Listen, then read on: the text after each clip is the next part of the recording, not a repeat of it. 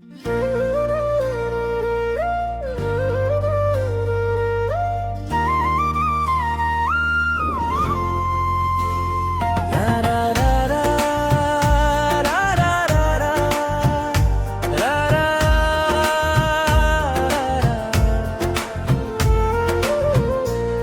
के वो रिश्ता जोड़े, 2 दिन में मुँह मोड़े।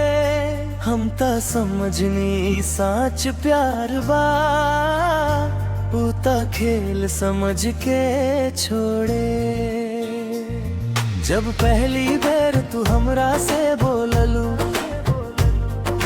दिल में कुछ ऐसन हलचल हो गई। तोहरे हंसी में हम खो गईल रही,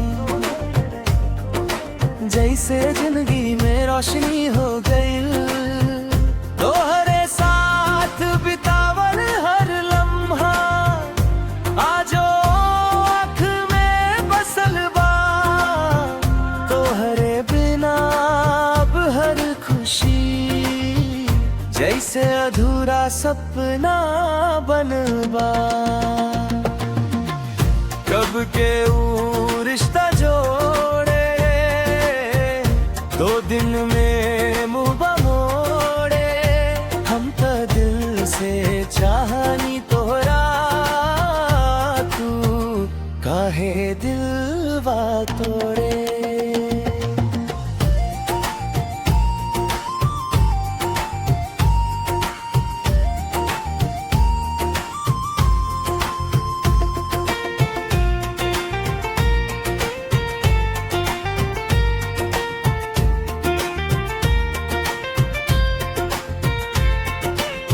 कहलू साथ कभी ना छूटे, हमरो दिल यकीन कर गइल।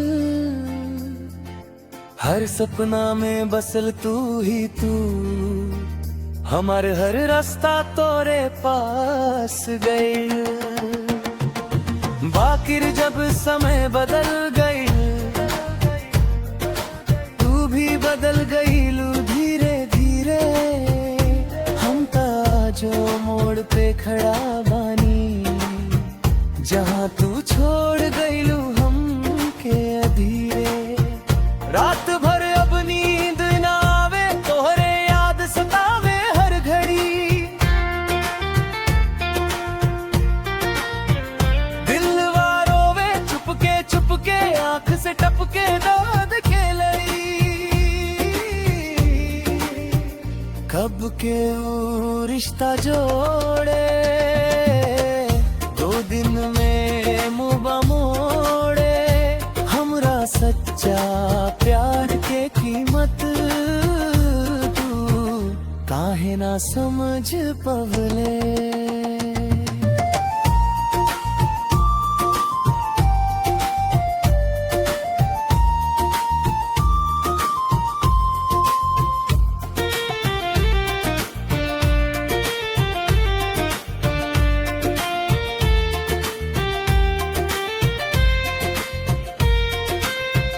नया दुनिया बसा लिहलू,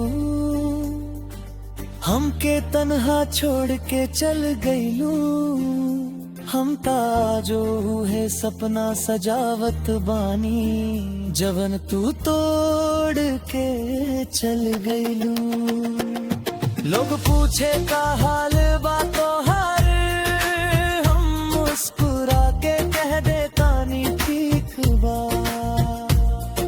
बताई अंदर के तूफानी, दिलवा भी बेचैन बा। तो हरे खातिर सब कुछ छोड़नी, अपना खुशी भी कुर्बान करनी। बाकिर तू हमरा एहसास के बस मजाक समझ के खेल गईनी। अब ना भरोसा कवनो रिश्ता पर, ना कवनो वादा पर यकीन बा। प्यार अब डरावना सपना लागे, दिल में बस दर्द के जमीन बा। अब के